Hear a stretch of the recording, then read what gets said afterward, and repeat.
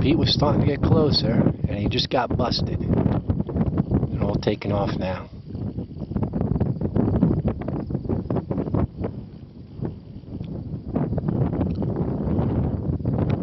There's Pete. Oh, wait a minute.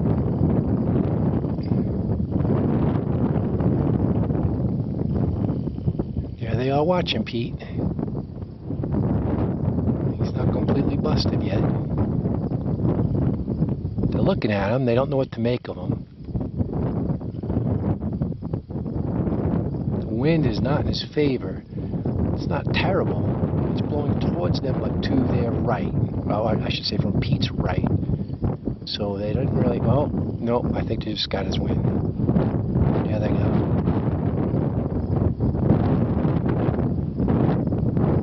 That's it.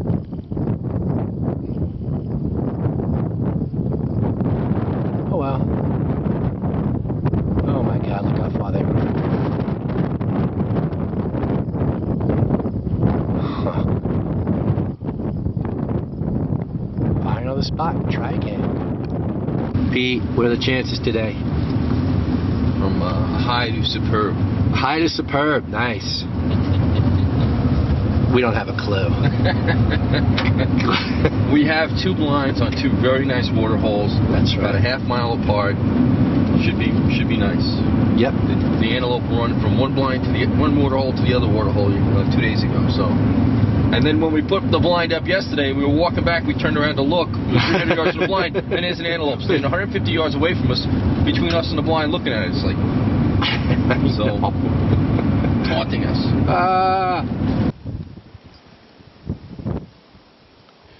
There's the antelope I'm watching, and they are watching me at this distance because I am wearing my antelope outfit. This is hilarious. That's how far away they are. Let me show you. I'll zoom out, show you how far away that is. And why are they staring at me? Because I am wearing my antelope head. Believe it or not, this sometimes works.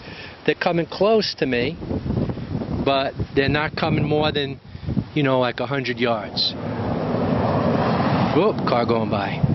Not coming closer than 100 yards, but it is working. So, considering I'm not rifle hunting, and I need these guys to come in to like 20 yards, 30 yards, trying to hide behind some brush. There they go. They are annoyed because they think I'm here to steal their women. I'm a satellite buck, a immature or medium-sized antelope buck, and that's making the big boys angry, and I'm hoping that they'll come in. Let's see what happens. Okay, this is absolutely hilarious. I'm pulling out all the stops. I got my antelope head on. I've got my antelope decoy. And on the other side of that road, the antelope are starting to respond to it. They're annoyed because he thinks I'm trying to grab this girl from him.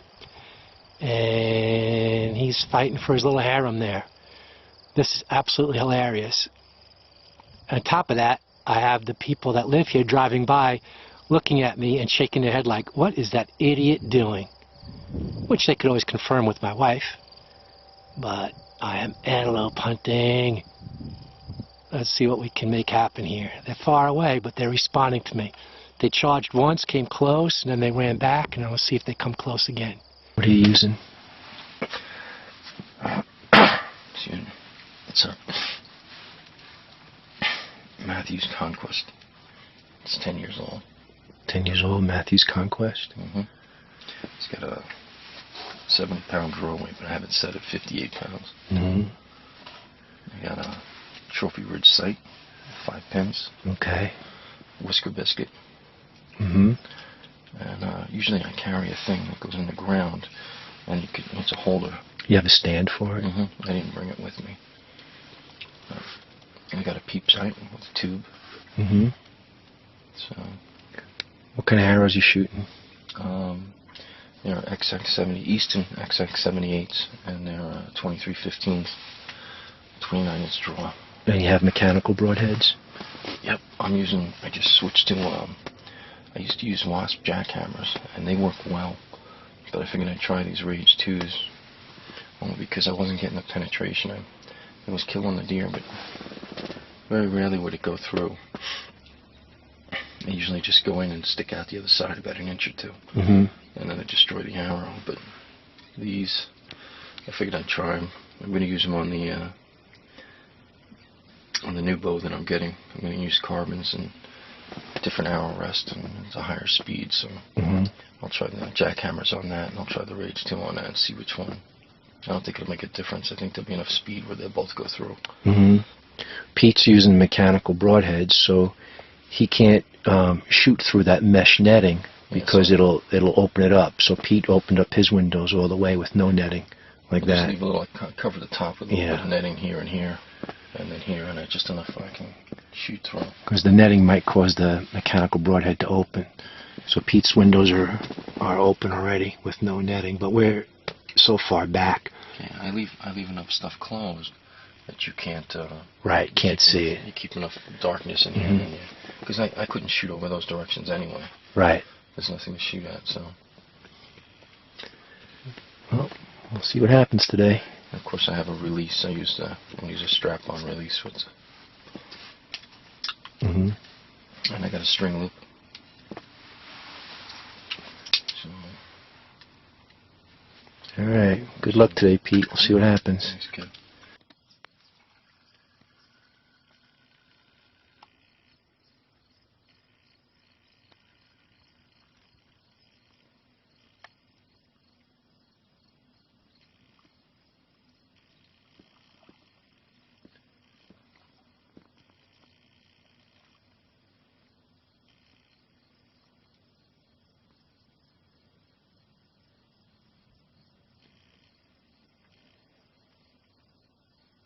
That's a real trophy, Pete.